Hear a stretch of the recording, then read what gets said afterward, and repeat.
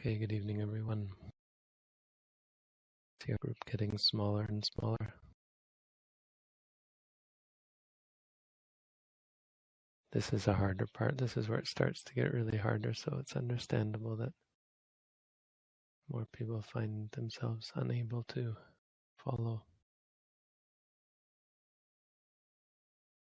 So, homework first. Alexander, can you define for me Acharya?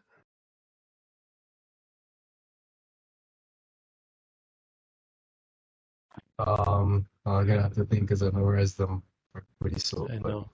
I'm Pretty throwing a curveball to you all.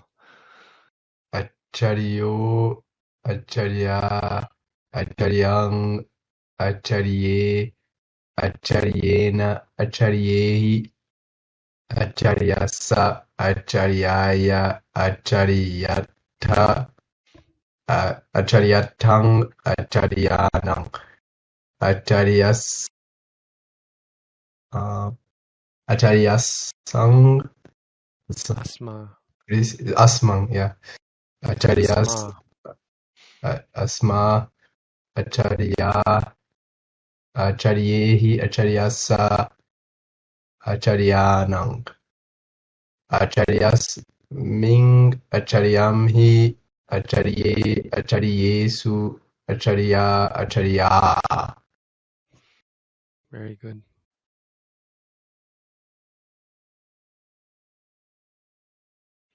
Amar, can you Yes. do Kumara?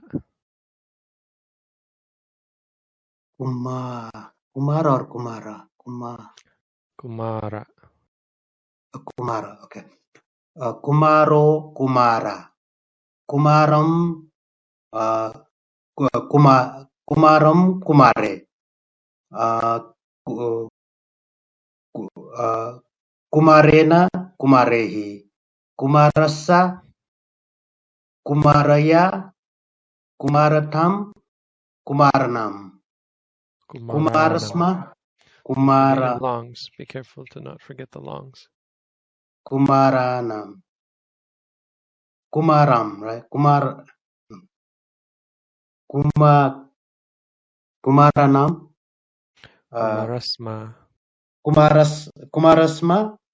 Kumara. Kumarehi. Kumarasa. Kumaranam. Kumaranang. Kumaranam. Kumaranam. Kumarasmim.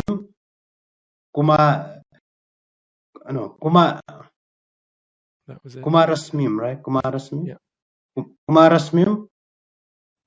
Kumarami. Kumare. Kumaresu.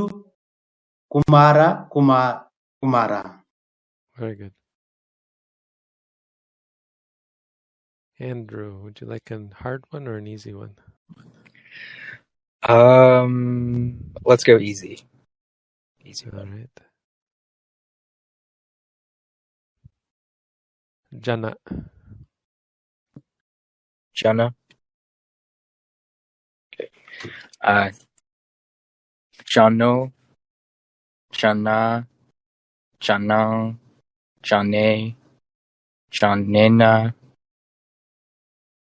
Janehi, Janasa, Janaya, Janatang, Janainang, Jananang.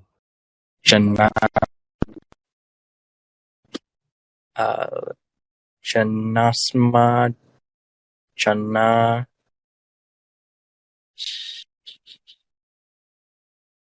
Janahi, Janehi, Janasa. Amar, please mute yourself. Janasa, Jananang, Janasming, Janamhi, Jane, Janesu, Jana. Very good. Mark. Actually, I don't know. The one I thought was hard was probably not that hard. How about hatha?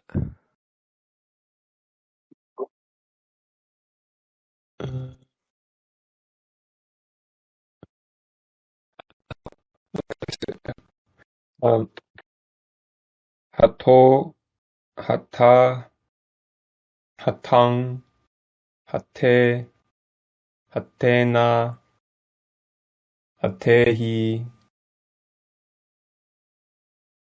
tassa, hataya,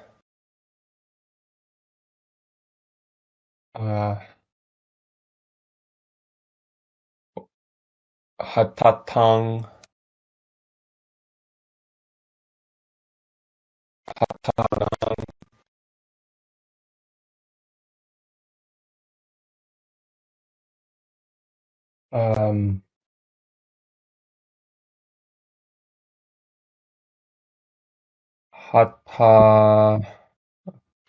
Hatasma. hatasma, hata, hatehi, hatasa, hatanang,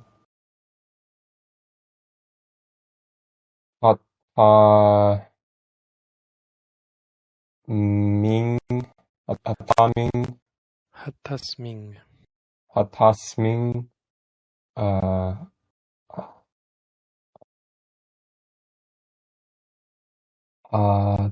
tamhi, hate,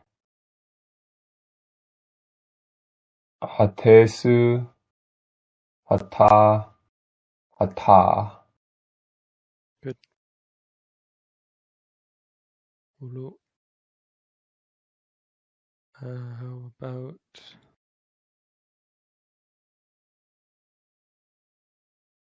Bahawa?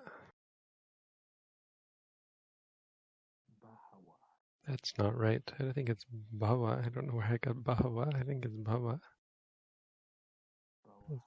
Yeah, when Bhawa is the word. Let's not do that one. How about Duta?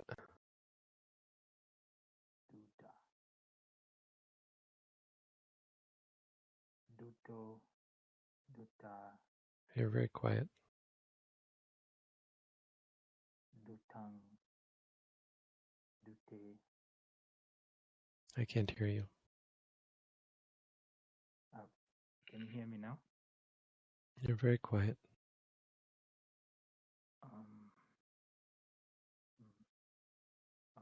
One moment, please. Apologies.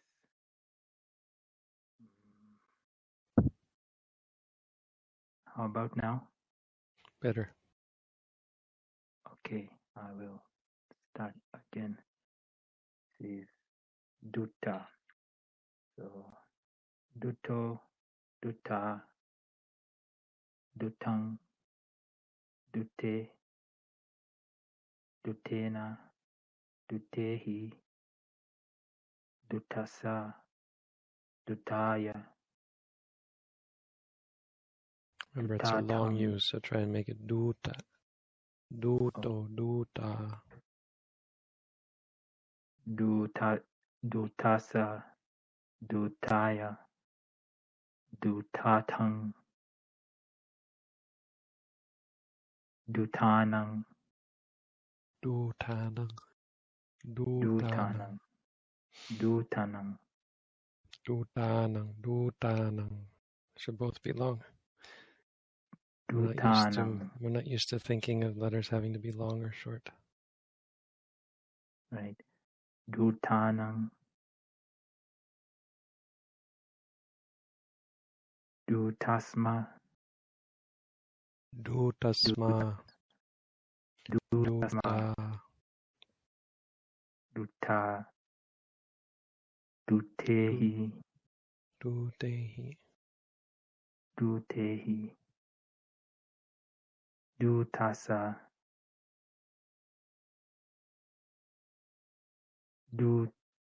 Duttasanang.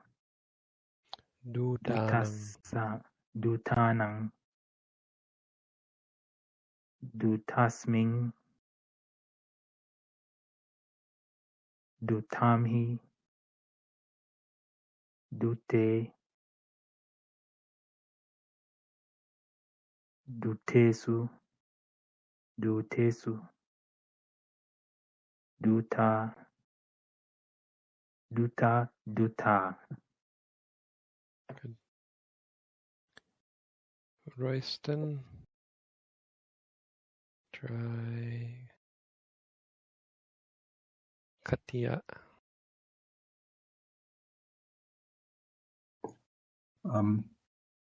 Katio, Katia, Katiam, Kati, Katiena, Katiehi, Katiasa, Katiaya, Katiatham, Katianam, Katisma, Katisa, Katisehi, Don't cut off the ya. Wait, you're missing it. Katisa, No. Katisa, Yasa. I'm sorry, am I an ablative? I'm sorry. Which one are you on? I was on 5.2. I'm sorry, I should go back to 4.2. I'm sorry. Katiyanam. Yeah. Then 5.1 is, sorry. Katiyasma. Katiyasma. Don't, yeah. Just, there's a ya in there. Katiyasma. Katiyasma. Katiya. Mm-hmm. Katiyehi. Mm-hmm. Katiyasa. Mm-hmm. Katisanam. No. Kati. No sa in Katiya. Katiyanam. Katiyanang. Katiyanam. Katiyanam. Mm-hmm. Katiyasmim. Mm-hmm. Katiyamhi. Mm-hmm. Katiye. Katisesu. No. I'm sorry, Katiesu. Katiyesu. Katiesu. Mm-hmm. Katia and Katia. Mm-hmm. This is the hard part in the beginning, is knowing where to cut it. A good way to get over that is to not focus so much on memorizing full words, but focus on what the ending is. So you've got o, a, ang, e, ena, ehi, asa, aya, atang, anang, asma, a, ehi, asa, anang, asming, amhi, e, esu. And try and write those down, because if you focus on that, you'll be much better at this, at recognizing them in other words. Sunda, I left you the hard one. I don't know if it's actually hard. Try manusa for me.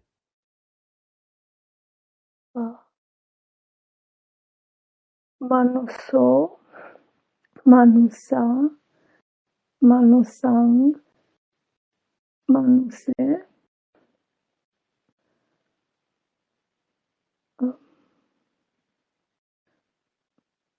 manusena, manusehi, manusasa, manusaya, manusatang, manusanang,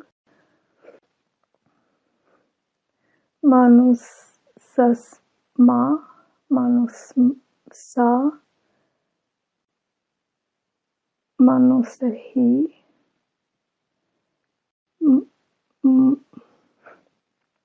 manusa, manusang, manusa. 6-1? 1 is manusa. 6 2 manusanang. Manusasming. Manusami. Manuse.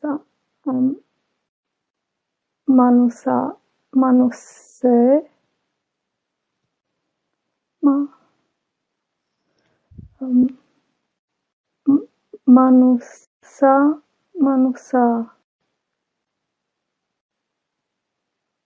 Okay. And Alexander,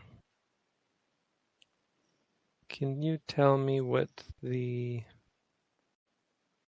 6-1 form of Acharya is?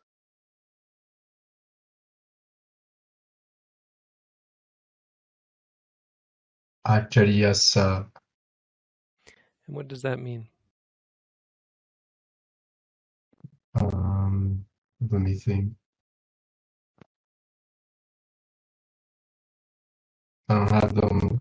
I think 6 is genitive, so it's possessive. What does it mean? What does It Acharyasa mean? means Acharyasa means something of the Acharya, What I is think. Acharya? I think it's teacher. Acharya. You guys can look at the screen. I've got it all open here. Oh, okay.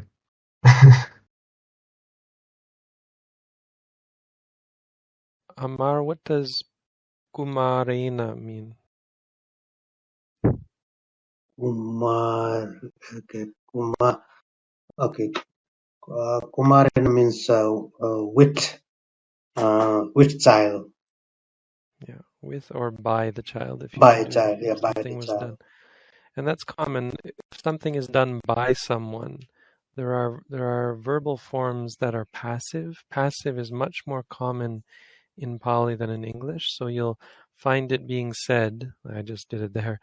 You'll find it being said, something it was done.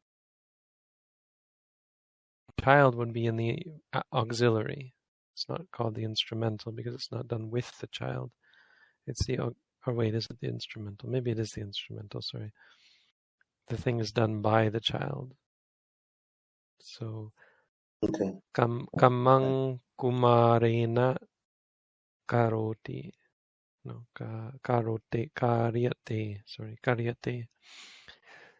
The action was done by the child.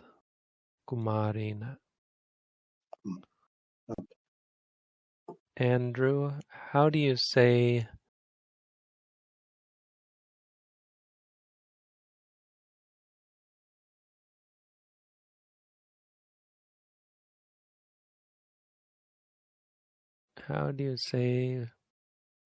with the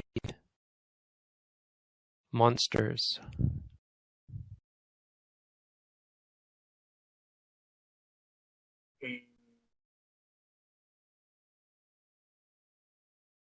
Sorry, I didn't hear that. Would that be dative? With.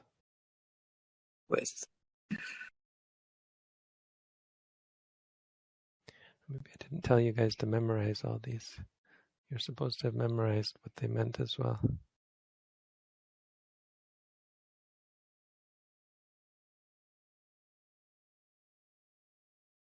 Okay. Did you guys not learn what they all meant? 1, 2, 3, 4, 5, 6, 7.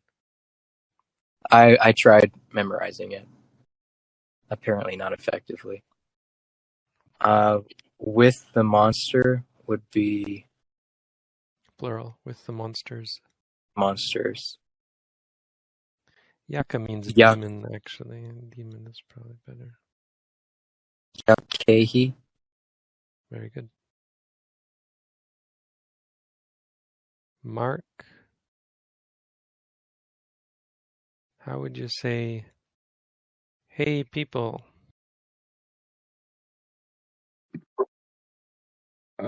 Purisa.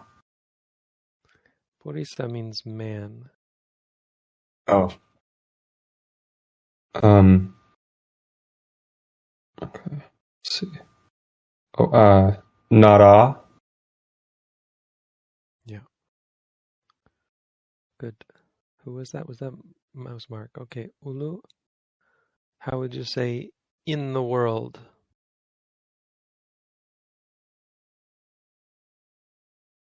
In the world. So loka, world. And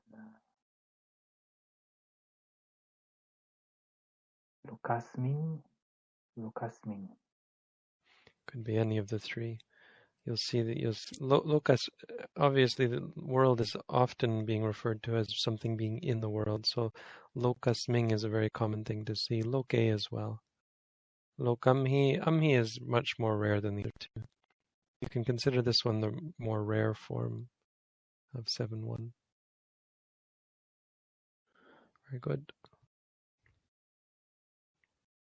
How would you say, Royston, how would you say on horses?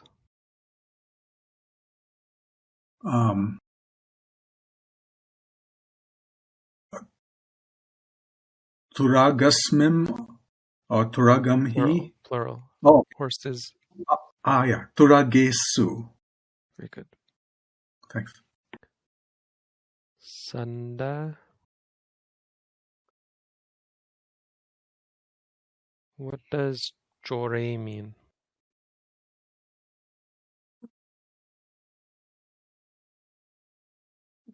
Jorei? Wait. Mm-hmm.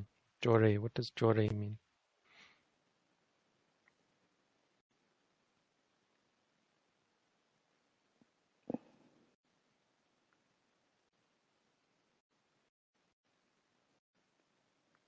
Jorei.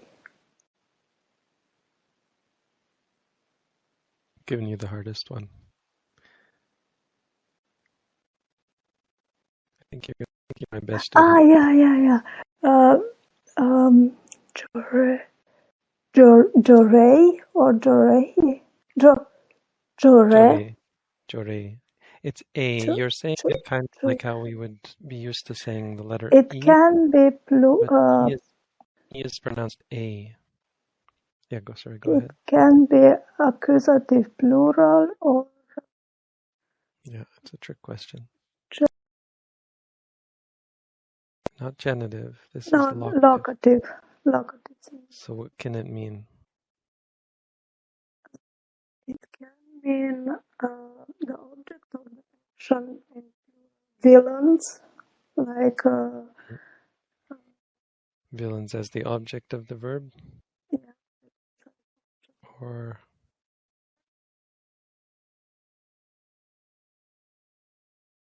sorry, you're cutting out. Locative, I don't know if it can be used with locative.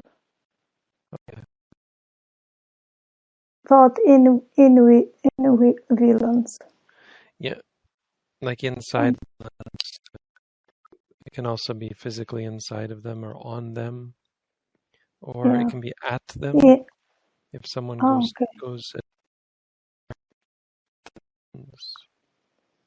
It's not a very common thing to say, but can be used that way. Isn't it a pavilion, like singular instead of plural? Pavilion, yeah. Yeah, it's singular, yeah.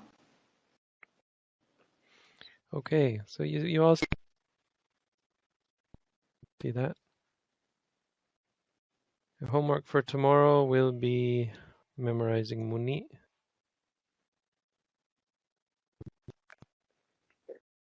Just going pretty slowly, but I had to memorize like 2 of these a week because we had 2 classes a week, 4 hours of class a week. And I would have to memorize 1 per class, I think. So consider yourselves lucky. Patti, it's Patti here, which, yeah, I don't know why I chose Patti, but I think the textbook has Muni. So Patti and Muni are the same. Add Muni here. It's not even here.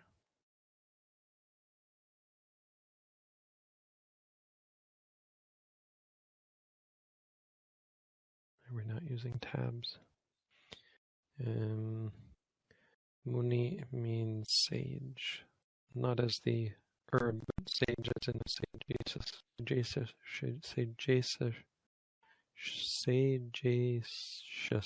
person.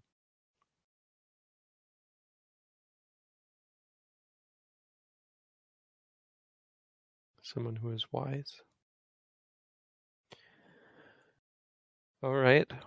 And I'm going to just skip all of these then. I'll let you explore them yourselves and learn the ins and outs of what make them different, because you'll find them all having their quirks. Skipping way down through the feminine and then the neuter to irregular words. So let's spend a little bit of time talking about these. I talked about these last time. I think I probably won't ever make you memorize these, but you really have to know about them, and you really should eventually memorize them. I just don't think we're going to have the scope to give you them as memorization homework. But consider that you really should memorize them. I've never memorized, well, a long time ago I memorized Go, but Go is probably one that I never really, that's not true. I did memorize it at one point. But like, some of these are really important, like Arahanta, Bhagavanta, Bhavanta. These three are really important. Raja is very important. Atta is easy, but also important. Brahma not as important, but still important. Pitu and Matu are hard. I mean, they're weird. They have their own weirdness to them. So it's important to remember them, but not easy. Mana is not so hard. Kamma is very important, but they're not. None of these are that irregular. They have their little quirks, but they do follow the rules of the normal ones. So once you've learned the regulars, learning these is not so hard, or recognizing them is not so hard, right? You'll start to be able to recognize na and no as being 3, 4, 5, and 6 like this. And e, you'll start to recognize this. It just, this kind of thing makes you think, will start to make you think 7, 1. I mean, it would if you were to memorize them, but hopefully by the end of memorizing the regulars, this should be fairly familiar. You'll see. O, na, no again, ni. So it's very much the same. And these ones should be readily recognizable. Not these ones so much, but you'll eventually be able to recognize them as well. But ehi, right? Hi, nang, su. It's all very familiar. So much of it, the forms are basically the same. They just have their weirdness. Like these ones get weird, like having Pitu and Matu have weird things about them. Mana, there's a whole list of words that follow it. These are the words that follow mana. And one irregular that these have is they're the only real set of words that regularly, there are others that have quirks where they will be like this, but these ones regularly keep their O ending or take an O ending in compounds. Mano Seta, right? We saw that. This should normally be Mana Seta, but the Mana the word Mana is part of this group that gets weird like that. It ends in O and in compounds. Just a quirk of the language. Okay. And we're into Sabbanāma. Sabbanāma are, again, pronouns. So they're used in two ways. They are used in front of nouns to make reference, specify that man, that woman, that thing. Or they are used to replace them. So that.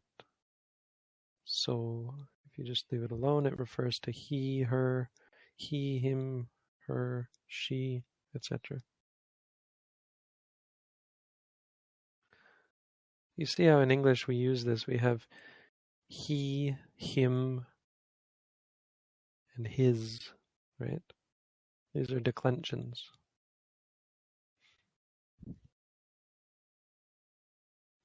We do have declensions a little bit.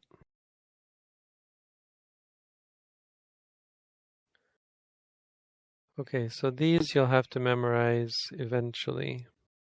For now, I would say keep these charts well at hand for the translations because you're going to come across them a lot.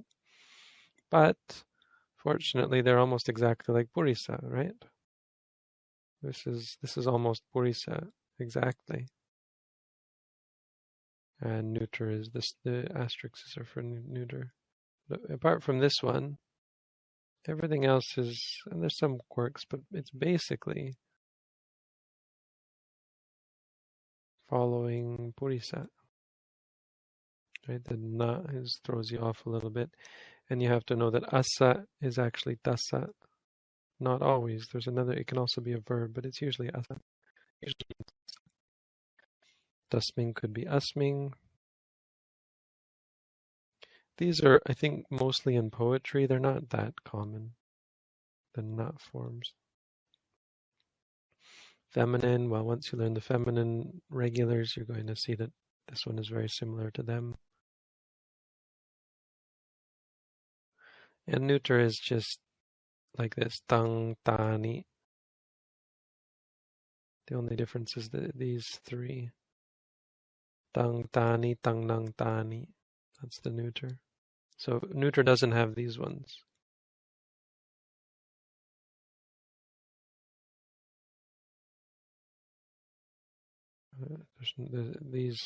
These ones are masculine, so this should probably be put a different way. So cannot be a neuter. Neuter only has these ones. Tang, tani, tang, nang, tani.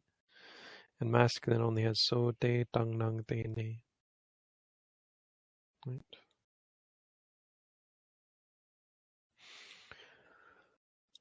Okay, moving right along, we have the KYT system. Question, Bhante. Yep. Is there a neuter instrumental?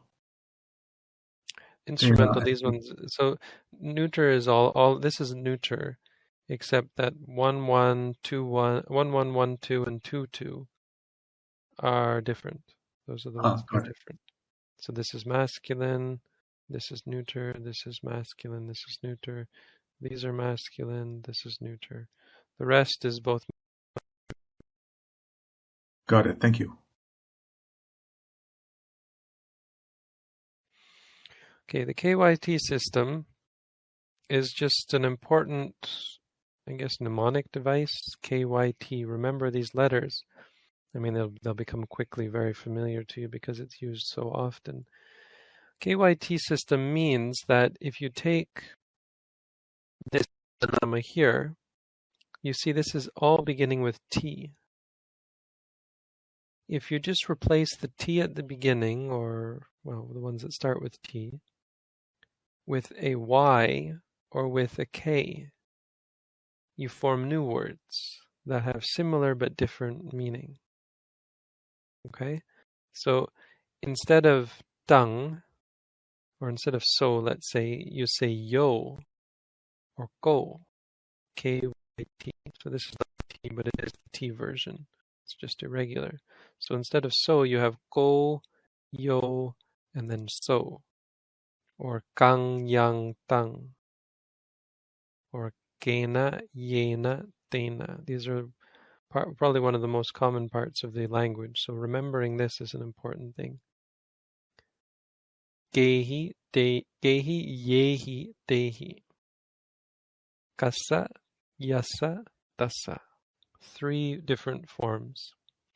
So whereas this one means that, K is for questions. In English, we have the WWT system. You don't realize it, but we say what, that. And why there are 2 whats is this relative. And relative is a little bit hard for us to understand in English. We don't use it that much. We don't use this form all that much. The questions, of course, we say, what are you doing? And if it's that, what is that, right?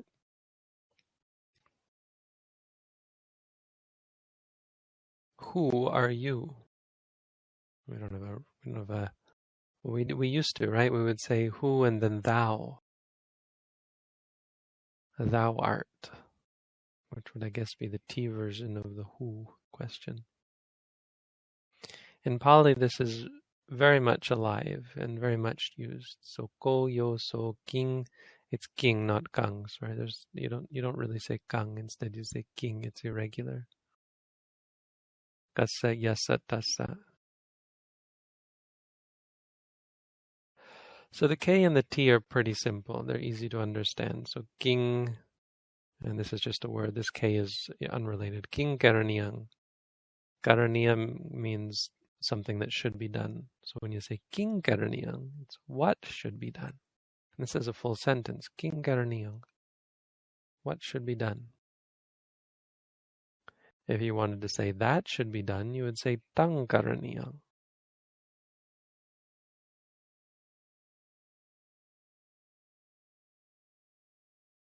But the relative, so correlative is it's not exactly correct, but in this system it is relative and correlative.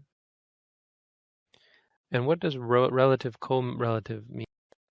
Relative is saying something like this example. What sort of seed a person sows, that sort of fruit a person reaps. Now we wouldn't say it like this in English. Let's make it a proper sentence with punctuation so you can see. We wouldn't say this normally in English, but there are times where we do say it similarly. In Pali, this is very much alive, and so this is an actual thing the Buddha said. Yadi sang vapade bijang, tadi sang harate palang.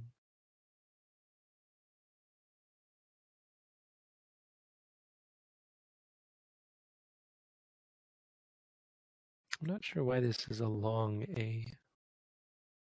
I should know, but I don't exactly. Yadi sang vapade bijang, tadi sang harate palang. I think yadi sang might just be a word. I may have used to know what this is. But so in English we would say you reap what you sow, but grammatically that isn't exactly proper. You reap something. But why do we have this what here? And this is the reason, is because what you sow that you reap.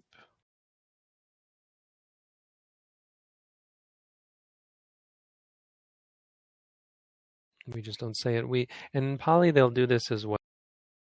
In fact, it sometimes to look similar to this, and which makes it relative. What is the that it's a relative correlative sentence. But it's basically telling you the sort of thing that's happening, or the thing that's happening. That's okay. Could you repeat what you just said? Your audio cut up for like 10 seconds. No, it might be your internet. Did it cut out for everyone else? It cut out for me. Oh, okay. I don't know what I said actually. You're talking about how the you reap what you sow also appears in Pali.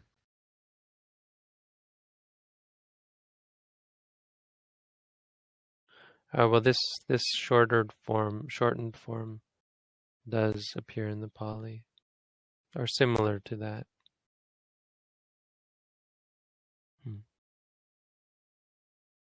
So here's a shortened version of something the Buddha said. Oh, let's do it this way. Sakaroti.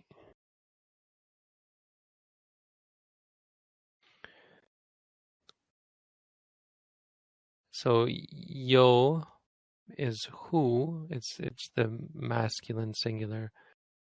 What is the 1-1 of the ya version of ta, right? Yo patipano. And patipano is an adjective. It means practiced or practices. And so this is a way of saying one who practices. One who practices. Who practices, they do right. Or do right by me, or do the right thing. Or actually this means sort of like a word that means respect. To do something out of respect for someone, or something like that.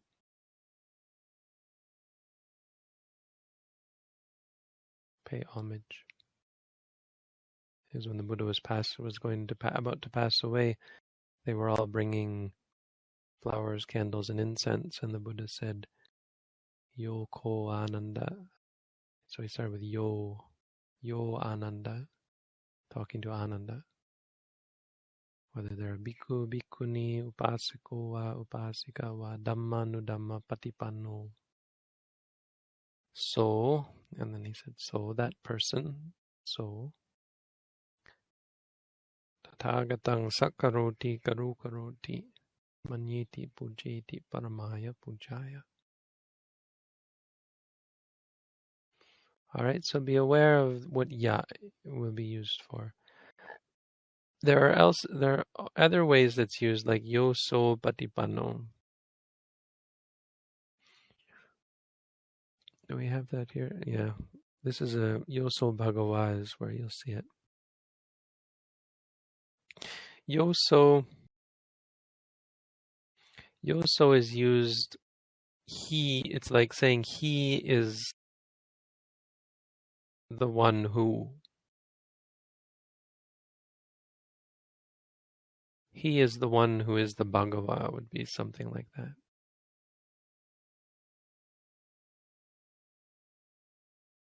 He is the one who. You can't really translate this directly because we don't say it like this in English. But that's basically what it means. So this isn't exactly, I mean, it is kind of a truncated relative correlative, but it's really just meaning, it's like saying so Bhagava. He is the Bhagava. But yo so Bhagava.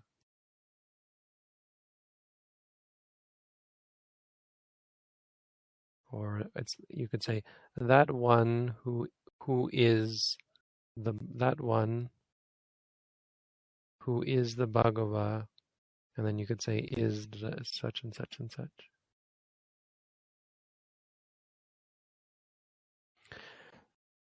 Right. So this is basically very, very quickly the relative correlative, and I'll show you some examples in the text of it. And another way that it is used in a special way is when you put the chi at the end.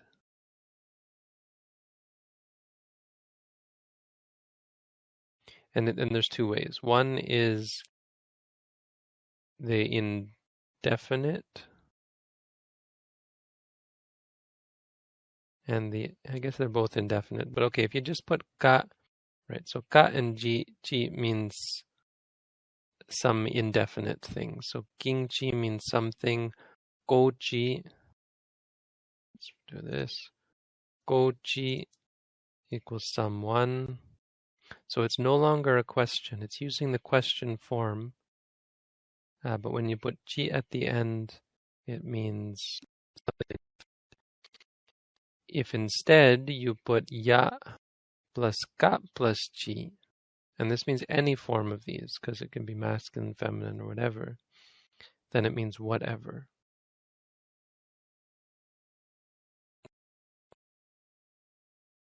It doesn't exactly mean whatever. It means any, basically. So like yang kinchi equals whatever, yo gochi equals whoever, right?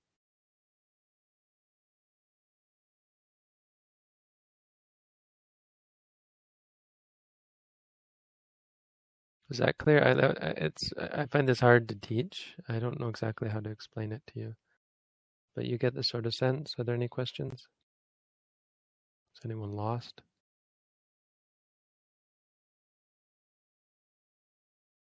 Yeah, I think the relative is Is what? hard to understand. Yeah. It is hard to understand. Like the ya part is giving you information about what you're saying in the ta part, right? So you're talking about the sort of fruit a person reaps, and the ya part is going to describe it for you, give you some more detail about it. That's really the best way to understand the relative part. So if you're going to ask what sort of fruit does a person reap? Well, the sort of seed they sow. Or it's really the sort based on the seed that they sow, right? Will ya generally always be followed by ta? Sorry, yeah? Yes. Yes. Yeah, except in except in this specific case, like yokochi yonginchi, it isn't always going to be explicit. Sometimes the ya will be there, but you won't see a ta. Or instead of the ta, there will be something else like a wang or something. Okay. Like thus. I'll help you see these, and you'll just have to start to see them yourselves. We had some really good examples in the Sanskrit textbook I worked with. So I don't have the textbook anymore, but I think we're just going to have to go through the Chakopala and find them, which I'd like to do without much further ado. Okay, we've got a few more pronouns to go through, and then we'll head right into it, and I'll try to point these out to you. I'll try to find some in the text. Questions should be pretty easy. Got, right? The yatta, well, I guess I'd say don't worry too much about it yet. I'll try to point it out for you. Otherwise, ta alone is just, we already know about it. It's just the third person. Third person personal pronoun.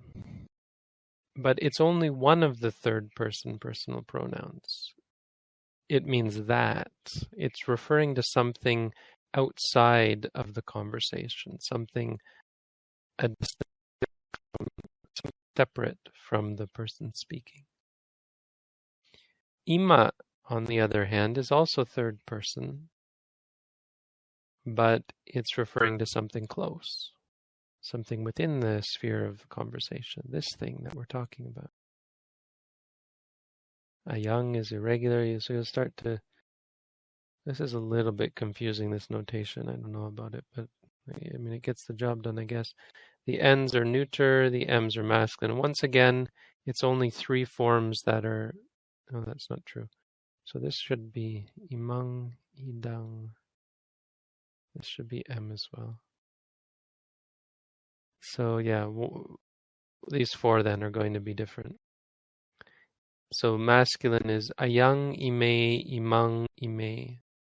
Neuter is idang, imang. Okay, I don't know about that. All right, well then we'll say that this can be neuter as well.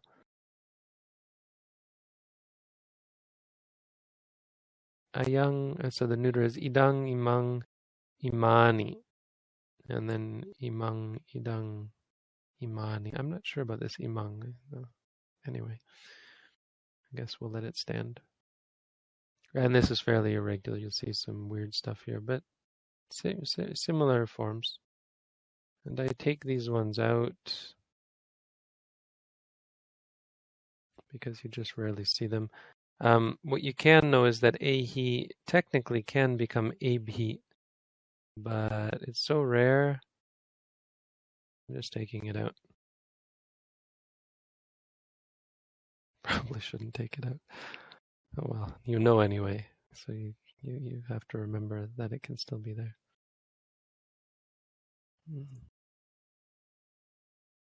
You just don't see this. I don't think it's ever used. For these ones anyway. Okay, so you have ayang, and then you have, and here's the feminine form. So this is this. Another one, I don't think I'm actually mentioning it here, is eta. Funny that I don't mention it. Eta is sort of in between ta and ima. So ima is this, ta is that, but eta is kind of like this, kind of like that. Usually more this than that. But Thai, they actually have a separate word for it. We don't in English. We have this and we have that. Just be aware that eta is sort of this, mostly this, but kind of that, whatever that means. And it's going to be exactly the same as ta, but you just add an a on the end. So it'd be eso and etang, etc. And you wouldn't have easa, you'd have etasa, etasma, etasming, etesu. Exactly. So write that down. It's not in here.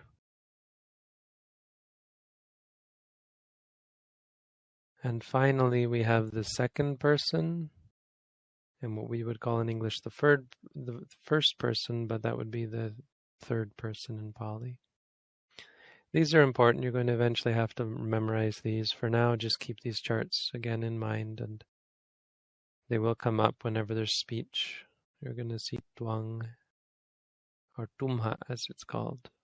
Tumha and amha. Tumha is for second person, amha is for the English first person.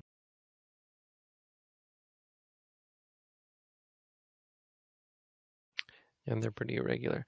One thing that you should notice about these is that they have short forms that are used quite often. So remember these, because you'll see them, especially this one, because, well, unfortunately, this is the same as a form of ta. So if you look at ta, you'll see that ta has te in it as well. So te has many very different meanings.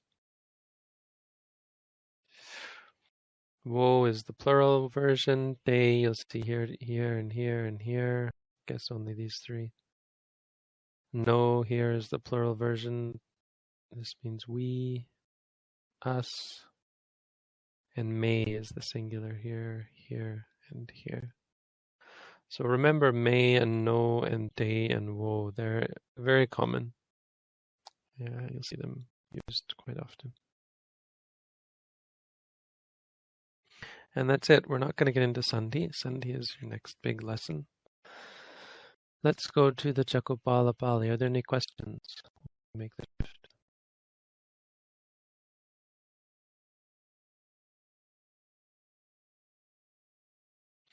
Okay. Now hopefully I can find you some good relative correlatives here. That's part 2 already. Let's look here.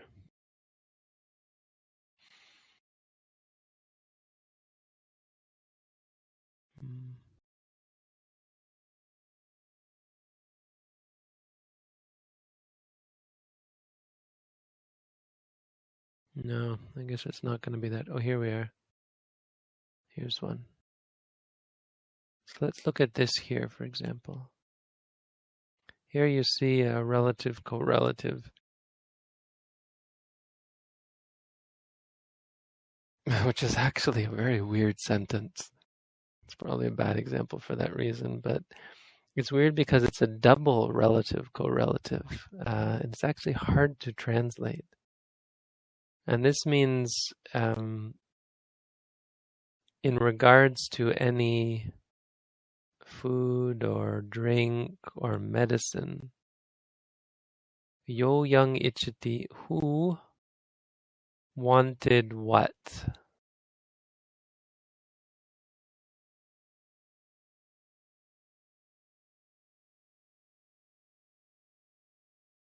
That would be fulfilled verily just as they wished it, just as it was wished. That would come to be, or something like that, for them, just as they wished it. So here's an actual example of how you'd use this. Yo yang ichati tasatang yat tichitameva sampajati. Basically, in English, we say they'd get it just as they wanted it. We might say they would get it however they wanted it. So you see we're using the W again, which is how we do sort of co-relatives. Which is another one.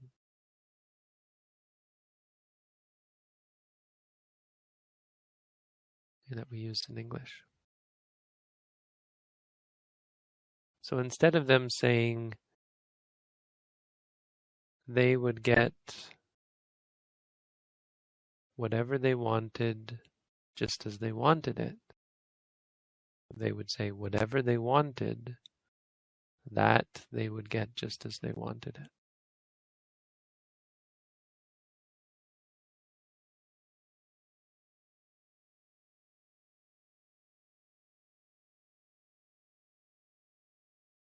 See if we have any more here.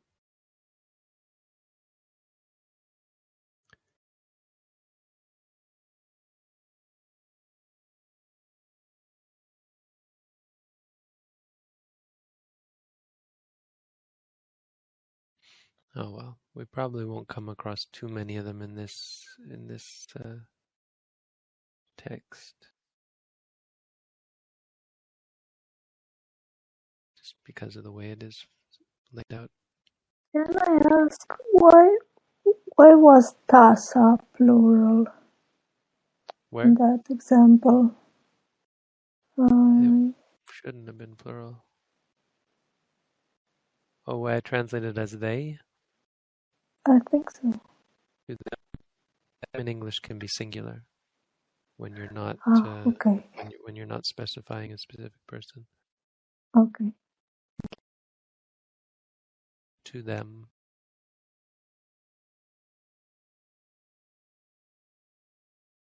Who? Literally, this is who what wants. This is a past usage of a present verb. Who what wanted to that person that just as they wanted it indeed would come to be, would be fulfilled. Doesn't make any sense in English. Who wanted what? Yo yang ichati. And it's made more difficult because it's not who and then they, right? This is a 1-1 form, but here the correlative is not in the 1-1. This is a 4-1, I think. Yeah. And this is now the subject of the sentence. It is being fulfilled. That, I think it's the subject. That is fulfilled. That, no. Yeah, I'm not quite sure about the grammar here. Not sure if this is subject. Depends on what this verb is exactly. Anyway, don't worry Is that too much about those. I can help you through neutral? Tongue is neutral, yeah, because it's referring to a thing. Then it can be nominative. Yeah, I'm just not sure if it is. I think it has to be because of sampajati. A thing. Sampajati.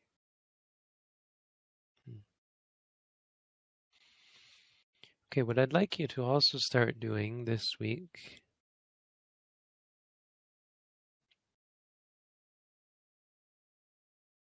is to consider translating some of this.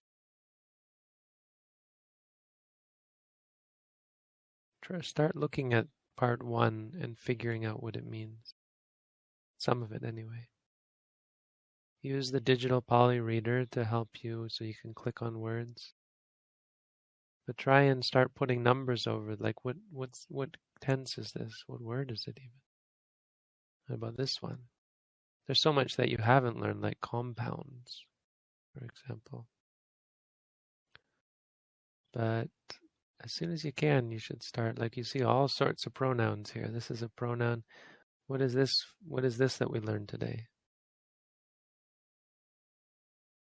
What part of what we learned today is this? Question. Yeah, it's part of the KYT system. This is a question Yeah. word. And I said that it's kang you don't see. You actually shouldn't see this, but, well, you do. It should be king. Kang is actually quite rare.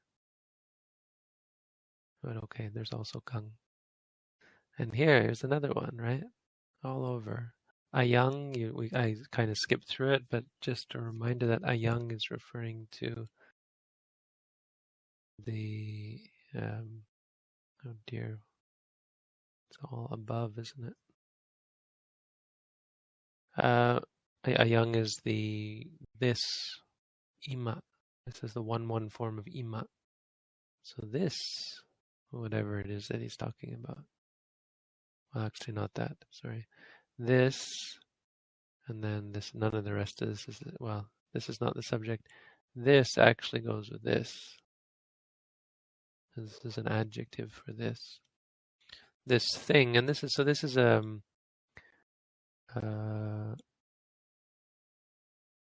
Sabbanāma, right? This is referring back to something else. It's referring to this thing. Wanapating. Because he saw, having seen one wanapating. He said about that wanapating, oh, ayang, this wanapating. And don't translate this yet, just because it's a weird sentence. Will be, and by will he means, I think this is, I bet this will be one that has been, something that has been parigaha by a devata. And this is an adjective for devata. By a devata that is mahesaka.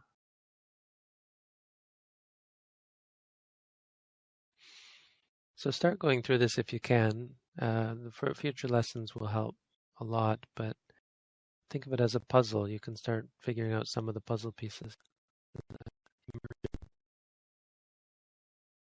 And you're welcome to come next week with questions, because lessons can start to slowly transform into me answering your questions about these. By the end of the course, it will all just be me answering your questions about the lesson, about the translation. So we want to slowly shift into that. Pick out in part 1. If you want to go into part 2, you can, like, just because you're not going to translate it all, but try and pick out the stuff you can translate. Try and figure out what some of it means. Like here is a form, this is one of the normal, seti is a long I that we haven't learned yet, but it's masculine seti, and this is the form, a certain form of seti. So now that you've learned about the forms, you can just look this up, and if you find out that the root word is seti, then you can look up the textbook, because you know where it is, even though you haven't memorized it yet.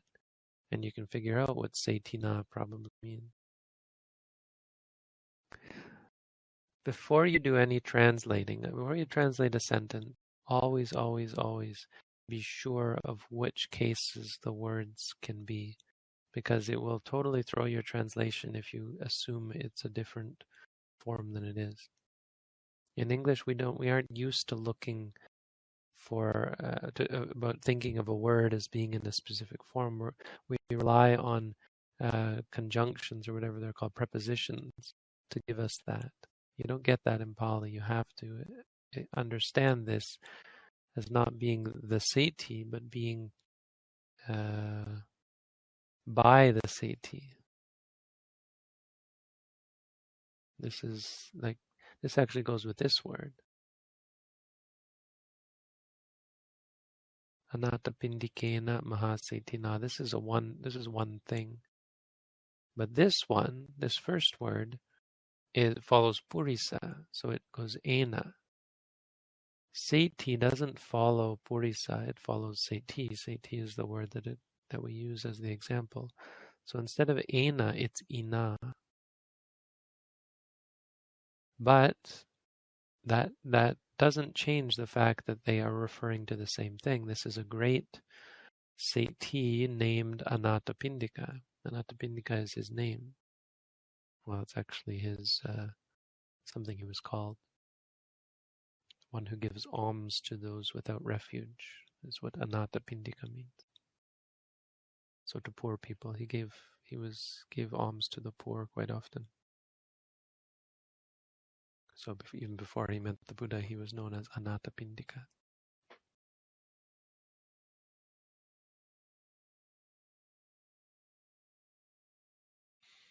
You're not going to be able to figure out the grammar. Some of this is very difficult. It gives you all sorts of weird stuff. Like, this is very weird.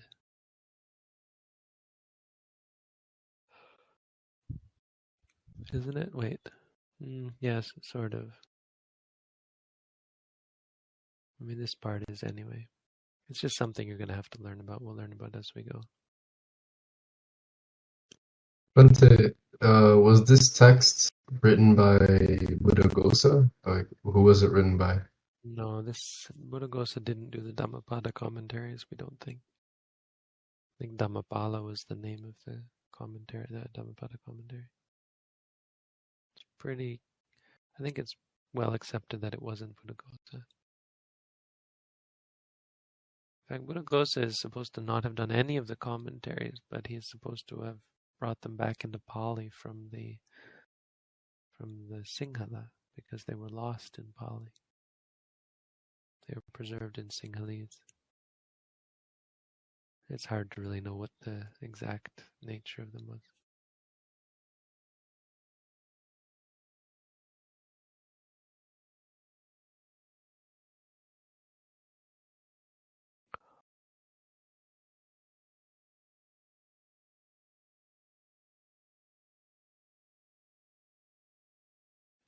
Okay, I don't want to. I think it might be actually a bit discouraging if you. I mean, don't be discouraged by how hard it might be to translate. All I mean is to translate some of the words. Try and find words that you think you can recognize, and slowly wonder at what that might how you could put this all together.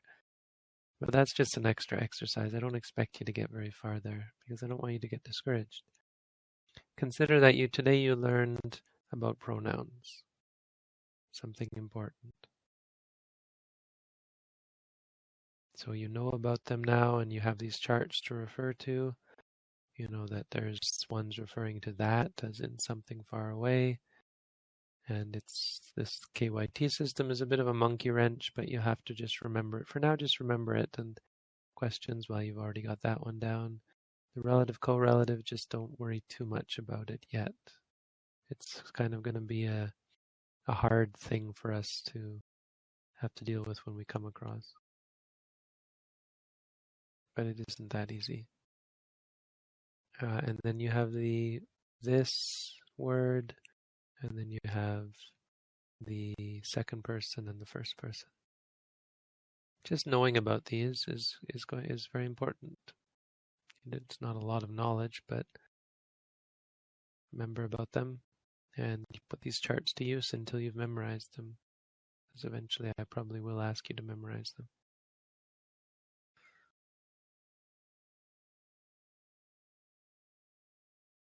Maybe I'll go through this a little bit, start to translate this a little bit with you, just to give you some ideas. So let's skip this part because we've kind of been through it already, and it's just kind of strange. Not really the way you'd normally see things. It's a conversation. This is a quote, and this one is supposed to be a quote, and this one It's supposed to be a quote, and it's supposed to be a quote. It's an answer, asking, answering, asking, answering. When you translate,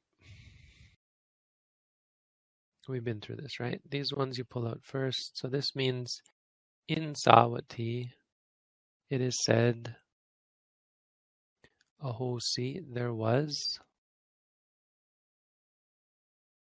Normally you'd want to translate this one first, the subject of the sentence first, but with ahosi, with verbs of existence, it's just not how we say it in English. So I'll translate the verb first, saying there was.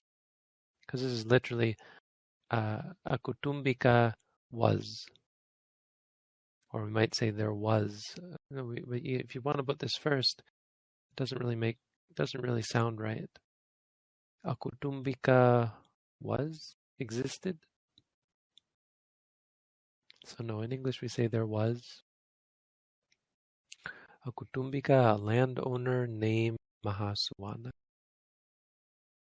This is how they tell someone's name. Mahasuwano Nama. So when someone asks you your name, you would say, Ahang Yuttadhammo Nama.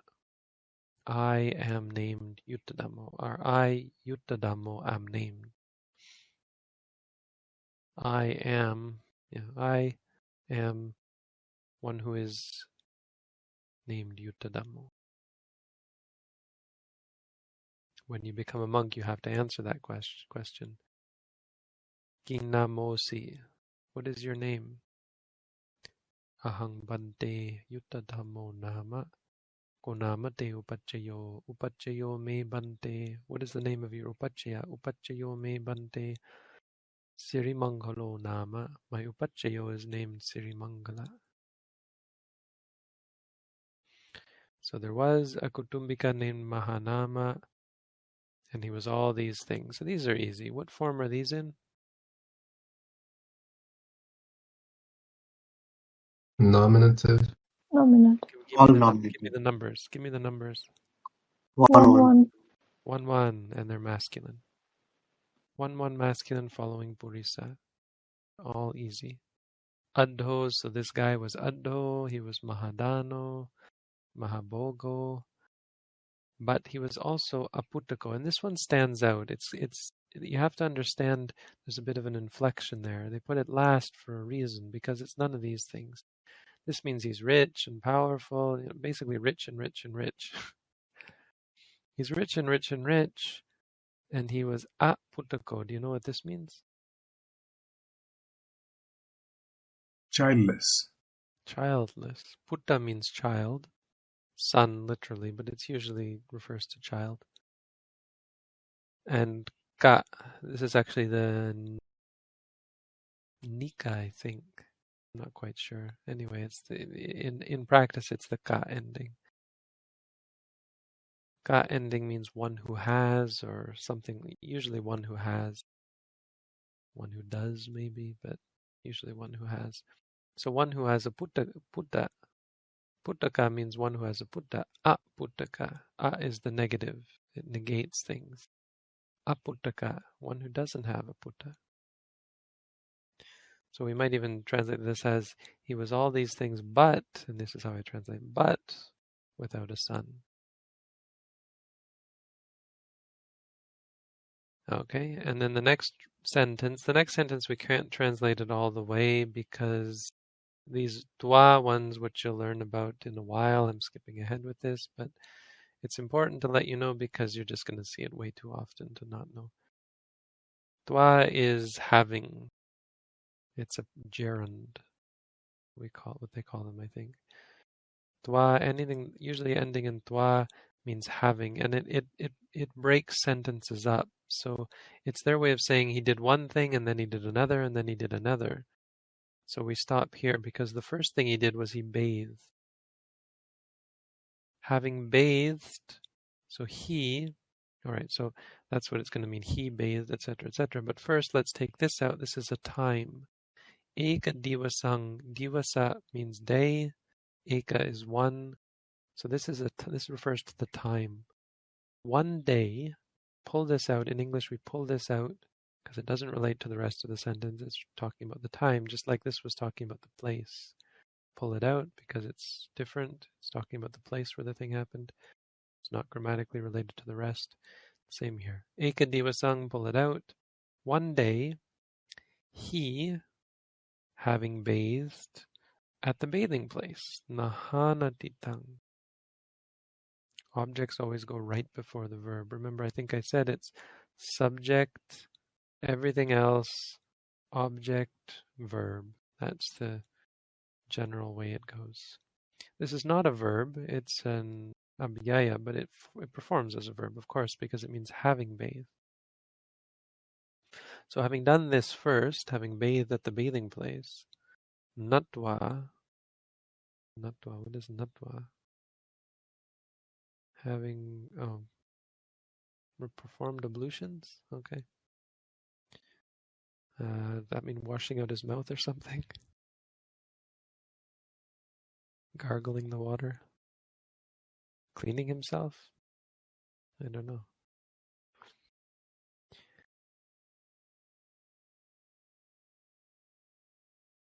And then this one stands on its own. This is a present participle, meaning he was coming, like while coming back.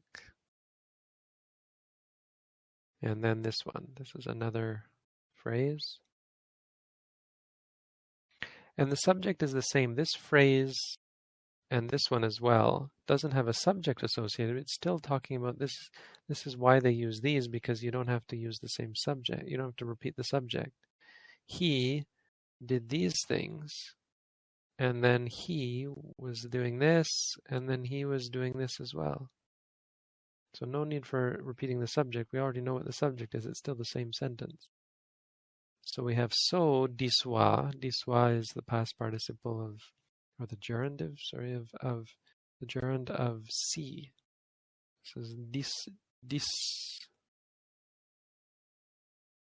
and the root dis, which is also pas and dis are the same. So having seen, when he was coming, having done all that, when he was coming, having seen, and this I already mentioned, he saw Vanapati. Pati means lord. Vana is a forest. So this is something that was a lord of a forest. It's actually just referring to a big tree, the biggest tree in the forest.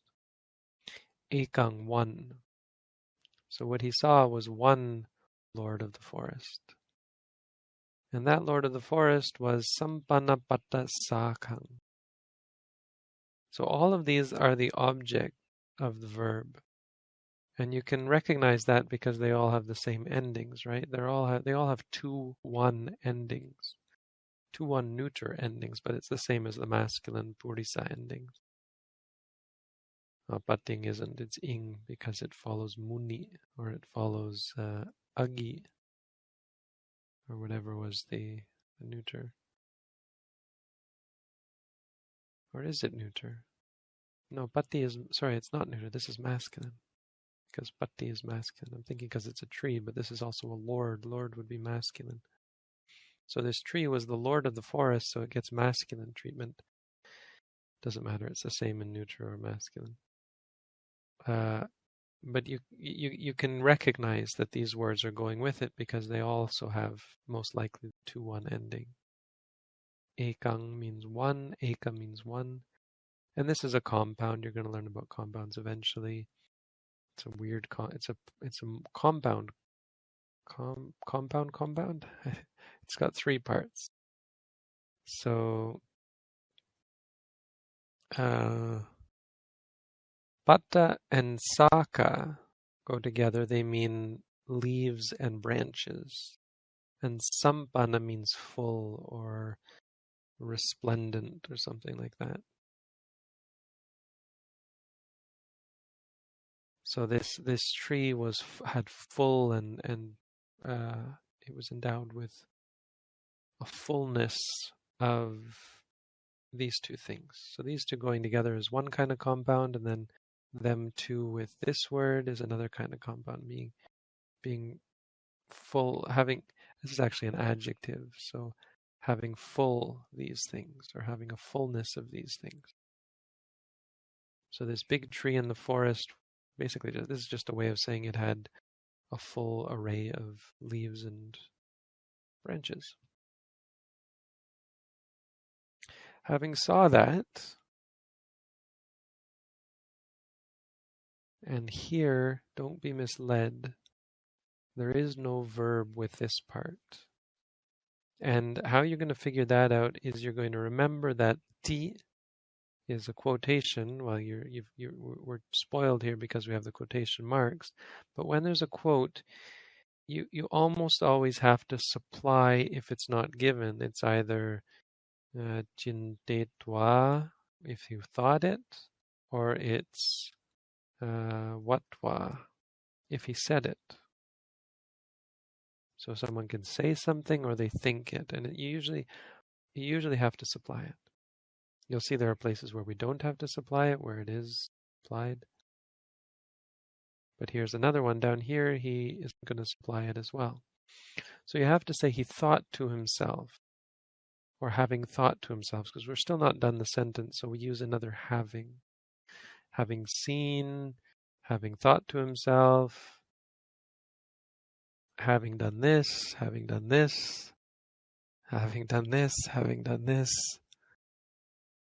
having done this, having thought to himself this, or maybe having said this, I don't know, anyway. And then having done this, finally we get the actual verb of the sentence. He went away.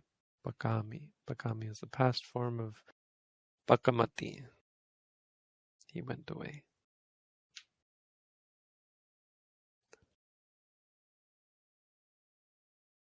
All right, let's stop there then. I won't give the rest of this paragraph away. We'll maybe do the rest of the paragraph next week. But you see, it's not that hard for someone who knows, like for me to just look at it. I can look at it and some of the words I don't quite remember, but the grammars, it's all open to deconstruction. Not that hard in the end. Go ahead. There at the bathing place, because from the translation it sounds like a locative, but it's accusative.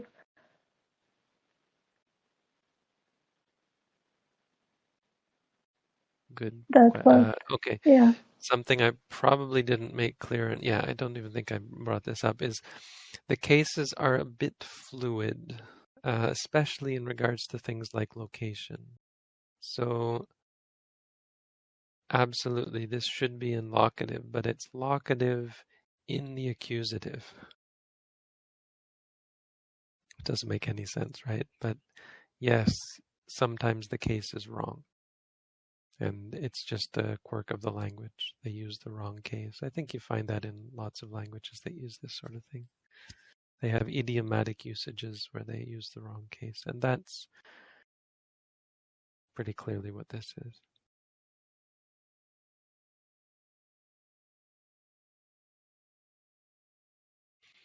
This would actually, we'd think it would mean he bathed the bathing place because it's the object of the sentence. But no. In fact, right, so this isn't actually the object of the sentence. So you might actually pull this outside and say it doesn't have anything to do with the rest of the sentence. He, having bathed one day at the bathing place. Locative in that sense is, locative in that sense is often in the accusative.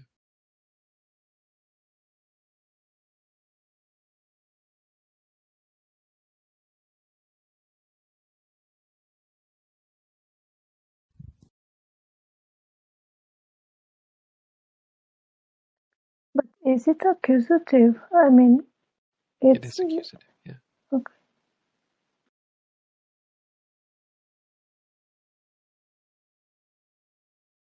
It's just a quirk. I don't know if there's a better explanation, but that's how I understand it. It's just a quirk. Because it is accusative. It's not clearly locative. It's not being designated as locative, but You know, when you speak a language, when you use a language, you start to use idioms. Like they're not. This wasn't written for people like us to study the way we're studying it. It was written to convey meaning, and so the people who it was meant for obviously use this sort of form as well. And you will see this. This isn't the only case. There are going to be cases where it's using the wrong case, and it's not willy-nilly. You can't just use any case, obviously, but there are certain examples, and you'll just have to start to learn the sorts of ways they use the wrong case. This is one of them, as far as I can see. For instance, even with Sabbanāma, that is an accusative as well. It's feminine. Sawatiyang, I think, is actually locative, isn't it? Pretty sure that's locative. It's feminine. Sawati is feminine. It can be. Yeah, it can be. Because it's the same form. Yeah. It follows Nari. Sawati is a long I, feminine. Nariyang, Sawatiyang. Oh wait, it could be accusative as well. It's also accusative. It's the same form. Right. Well, time is often, like here, look at ekadivasang. Locative, time is usually in the locative, but accusative also does time. So ekadivasang, this is clearly accusative. On the other hand, here, this is also time. Tasming samaye, at that time. It's locative. That's mean. Another thing you'll also see, to give you another example of how this is actually true, this could also be tena samayena, and that you'll see that quite often. Sorry, I've just actually edited an ancient text, but you could put it in that form, and it would mean the same thing. But this is instrumental. Tena samayena, by that time, means the same thing as tasming samaye. They use both. And you'll also see ekang samayang. So there's accusative, right? I don't know that I guess you would see tang samayang, though I don't know that I've ever seen tang samayang. I don't know if you actually would say tang samayang, but technically you could. You'll see ekang samayang quite often. So with time and place, we could probably lay down a rule that time and place use these three kind of somewhat interchangeably.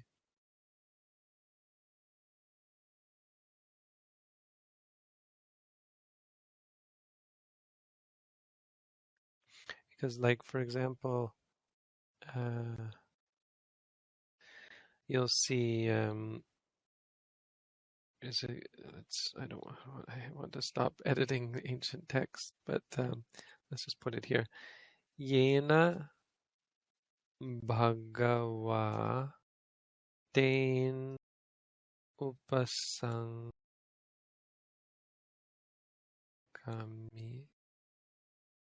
There's an H there. Sankami.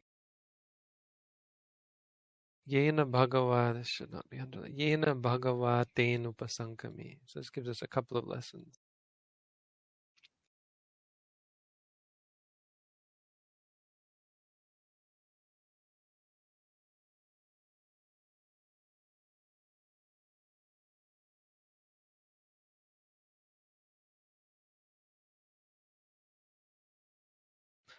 Do you notice what kind of a sentence this is?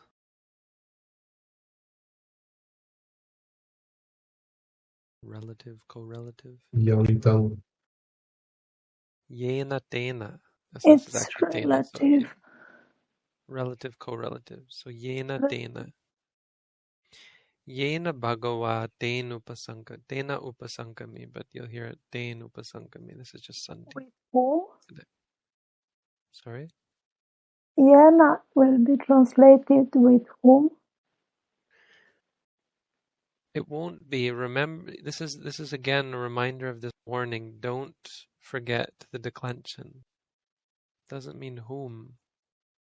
What form is By this? whom? This is a But it's 3-1. instrumental. Yeah, Yes. instrumental.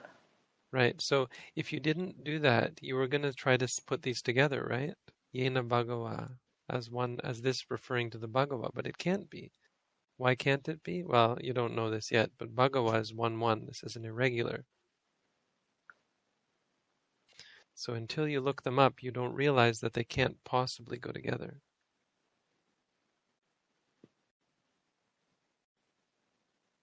And what about Dana? Dana is also 3-1. 3-1. And this is a verb form. This is a 1-1, but you don't need to know that. 1-1 past tense. But knowing that it's 1-1 past tense, you can say, well, here's the subject, here's the verb. Sorry, it doesn't quite work like that. No, it actually doesn't work. No, it actually doesn't work like that at all. Bhagava and Upasankami don't go together at all because this is a relative correlative. So what does this actually mean? This is from many suttas. This is from the beginning of many suttas. And I brought this up because Yena is referring to a place.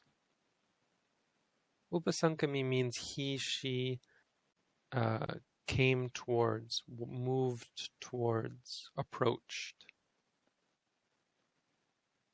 So Yena Bhagavatena Upasankami means a certain person who actually isn't explicitly mentioned here came,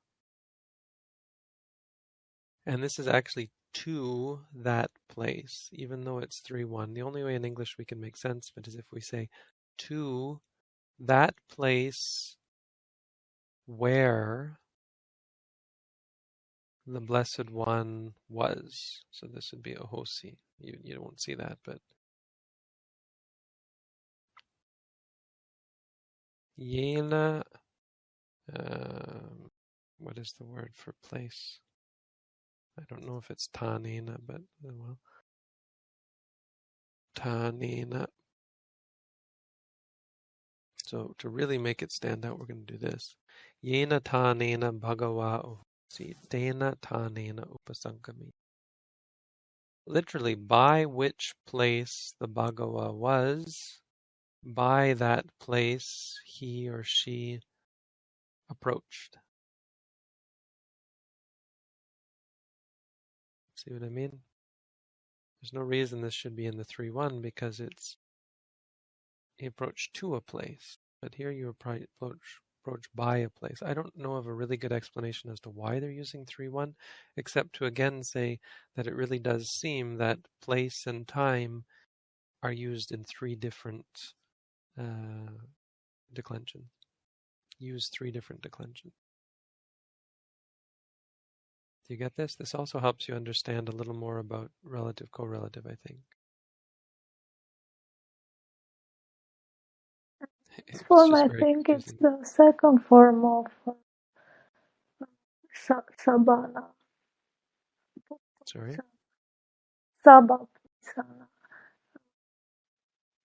Sana. Sabbanāma. No. You're trying to say that these 2 words go together? No.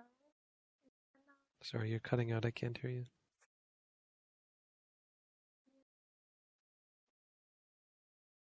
I can't hear you.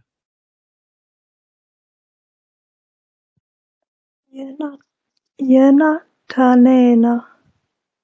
Oh yeah, Yena Tanena. Well, yeah, I've turned it into Avisesana Sabbanāma, but it was acting as a Purisa Sabbanāma. Yeah, so it's a They kind aren't of one or the other. They are used in one way or another. So Yena is not one or the other. It's just here it's used as a Purisa, and if I do this, then suddenly it becomes a Visesana. It's just whether you're actually specifying the thing. But what you wouldn't want to do is think this was a Visesana for Bhagava, because it's not. It can't be.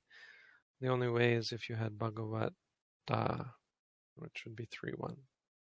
But that wouldn't, then the sentence wouldn't make any sense. Bhagawa is irregular. Bhagawa is the 1-1.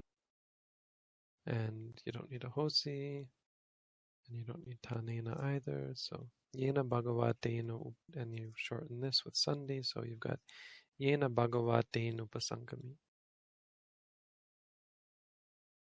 Good example of where people use the relative correlative. Also a good example of weird usage of tenses, or of declensions.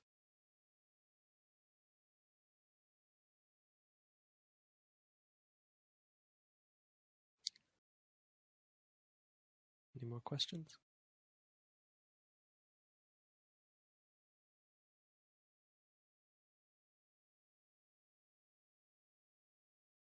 Okay, homework is, those of you who show up next week, homework is muni, right? And try to do a little bit of translating if you feel courageous. Muni, or it's patti or muni. But you can pick any word. And really do learn what these all mean, because, well, that's what this is for. If you don't know what they mean, it's really kind of useless.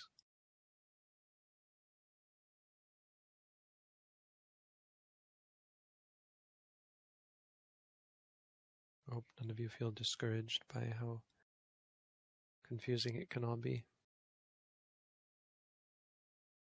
The most learning, once you get some of this down, will come when you start trying to translate and ask me questions, and I answer and explain, right? I hope you can see that as we go through the paragraphs together, there's a lot of learning that comes from just going through it.